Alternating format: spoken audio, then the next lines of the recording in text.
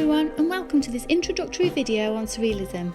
Before we start, I'd like to say a huge thank you to Doncaster Council for sponsoring this video through their Fighting Back Fund, and Doncaster Art Fair for choosing me to create this educational video.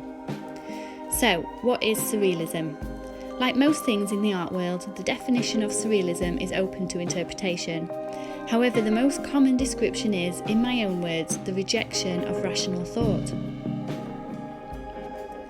This means the artist aims to create a dreamlike world where nothing makes sense but often has deeper meanings hidden within the work, which will force a logical viewer to see the world differently. Take for example Salvador Dali, probably the most recognised Surrealism artist who has become a household name. He began as a fine art graduate but is most well known for his Surrealism. I'm sure you will recognise this painting titled The Persistence of Memory. You know, the one with the melting clocks. Many experts believe the deeper meaning of this work, other than the hardness-softness theme, is that of Albert Einstein's theory of relativity, of space and time, the collapse of a fixed cosmic order. Dali himself responded to this theory by stating it is in fact a surrealist perception of camembert melting in the sun. Whether or not he was joking, we will never know. Many surreal artworks show symbolism of time and space, with clocks, eyes, galaxies, gravity, shapes and even chessboards being frequently shown in surreal artworks. Surrealism should not make sense. Here are a couple of artworks from local artist Becky Rydell. Awakening and Blood Moon Rising. Humans don't have wings or biomechanical bodies, nor is the moon pink, that large, or pour down into a waterfall.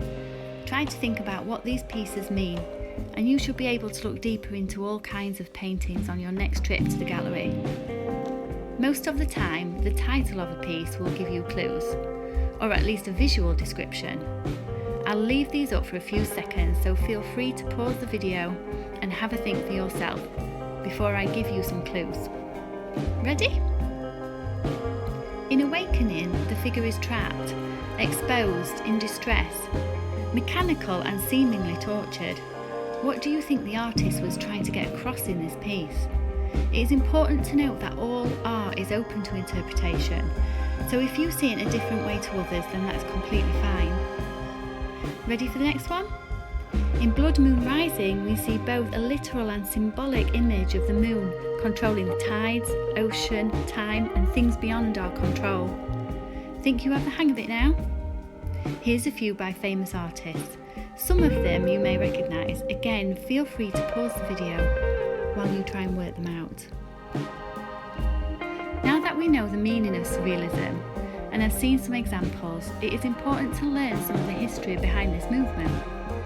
In this video, we are focused on traditional paintings, but Surrealism occurs throughout all mediums, including poetry, film, photography, literature, and even music. Surrealism has evolved over time, beginning as mostly written word and collages, all the way to the present day, where artists have access to inspiration, tablets and photo editors, where they can create digital art or get inspired simply by scrolling through social media. It was a lot more difficult in the past to think in a surrealist way, and many artists relied on their dreams, starving themselves or using illicit substances to see these visions. Try to think of a new colour or a new art style, one that no one has ever seen before, and you'll realise how difficult it must have been for these artists to imagine things or worlds that don't exist or make sense. It's still difficult now, of course, but we have books, movies, photo editing software where we can manipulate reason to become impossible. Onto the history of Surrealism. Where did it begin and how?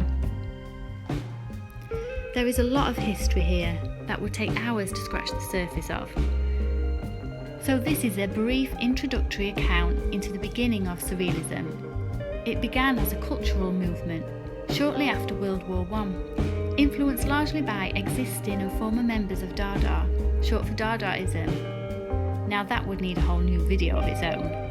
So to be brief, they consisted of artists who rejected logic, reason, aesthetics, especially of their modern capitalist society.